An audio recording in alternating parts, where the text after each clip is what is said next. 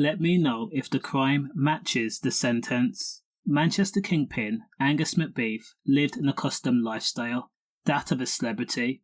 Now he could rival rappers like Kenzo, Nines, Scraps, Fredo, Central C, Stormzy. His net worth was said to be estimated in the realm of over £1 million.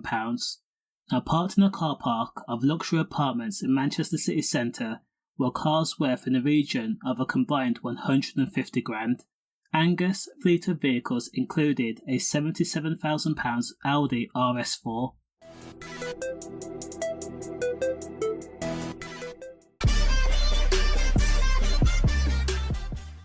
And also a £70,000 top-of-the-range Range Rover in electric blue. Now Angus was also caught with just under £250,000 bundled into cases. Angus thought that his life of crime and the lifestyle accompanying it would continue forever as a big-time dealer. He could not fathom that police were closing in on him as part of the investigation called Operation Challenger. For all of this, Angus McBeath was jailed for just 3 years and 9 months for conspiracy to supply Class B products. Over a dozen Greater Manchester police officers who were part of the Challenger team had arrived at an address in South Tower, Owen Street in Manchester. Officers made their way through the front entrance and took Angus McBeath's front door off its hinges. One by one, officers piled in, and they moved as a unit through the hallway and woke the drug dealer up, who was still tucked away in bed.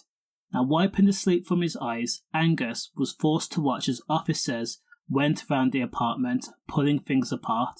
This raid had taken place on Wednesday, the 8th of March of 2023.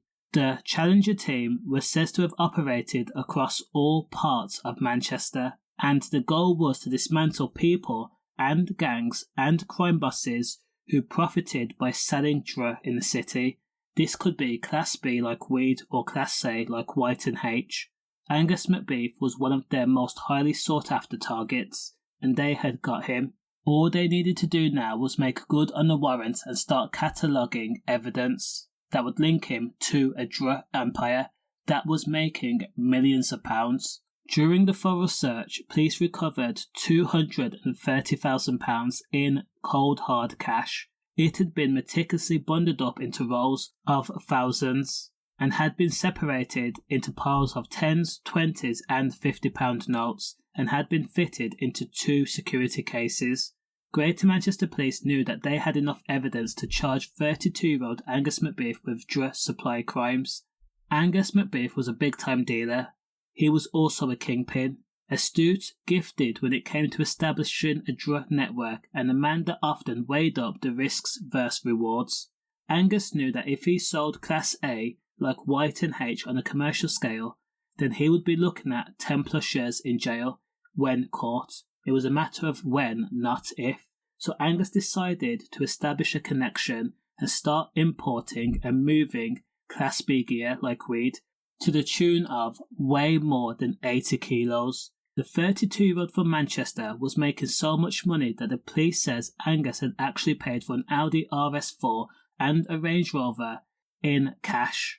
When police searched the Range Rover, they also found a parking ticket, and on that ticket, police found an address of a nearby Manchester city centre apartment called Hacienda Apartments. Now, police quickly fast-tracked a second warrant and then made their way into that luxury apartment. During the thorough search, police found 10 kg of weed stored in multiple boxes, all packaged and all sealed and all labelled, ready to be sold on. Police also found 2 package sealing machines and thousands of labels that related to Angus's drug business. From the evidence, it was said that the South Tower Apartments was the apartment that Angus McBeath stayed at, where he rested his head and where he lived his ordinary daily life. As a risk taker, he thought the best course of action was to keep his cash with him, not in a bank, not in a trap house, and not somewhere else. He needed to always be able to see that money. But the nearby Hacienda Apartments was used as a quote-unquote trap house, though there was nothing trap about the city centre apartments.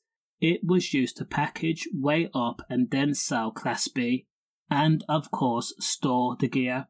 Now the drug had been sent countrywide, anywhere from Liverpool, Glasgow, Nottingham, Birmingham and London. Angus had built a reputation of being the go-to man for good quality Class B. He was not in the business of breaking down weed into halves or quarters for small-time dealers, when then they would then sell it on as part of their county lines, optics. Angus dealt specifically on a commercial scale.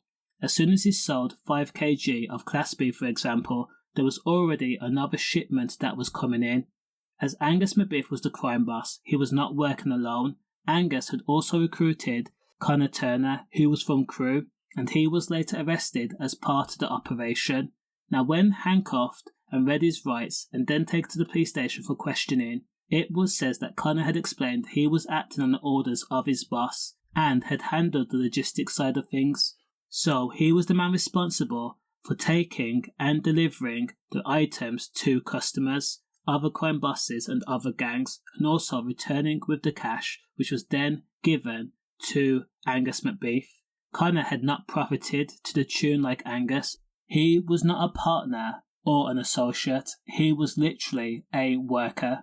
So when Connor stood up in court and he was face to face with a judge and ready to accept his sentence, the judge had taken everything Connor had said into consideration, and of course with the help of his defence team, the judge rewarded Connor's forwardness with a suspended sentence, much to his relief. When it came time for Angus McBeath's sentence, he was ready to accept the consequences that came along with selling Class B. Now, as part of the Proceeds of Crime Act, or POCA, police had already confiscated the Audi RS4 and also the Range Rover in electric blue, but most importantly, they had also kept the £237,000 in cold hard cash. As far as police were concerned, Angus McBeath had already faced justice. His drug empire was now defunct and non-operational, and Angus was preparing for a jail sentence with the help of his solicitors. So, at Manchester Crown Court, the judge acknowledged Angus's crime, and the judge says that the punishment for supplying multiple kilos of Class B across the country in order for other gangs and criminals and crime bosses to profit would be 3 years and 9 months. Angus, of course, gladly accepted that jail sentence. After all, he was a man that weighed the risk versus reward. He had profited to the tune of nearly £250,000 just in cash. He had lived an amazing lifestyle, and for that he would serve 3 years and 9 months. That sentence, however, led to a small group of people to believe that Angus may have given up more information to police that has not been released to the general public, as other dealers have said that they have faced such harsher sentences for lesser crimes. So the question is, does the crime match the sentence? Let me know. Stay safe.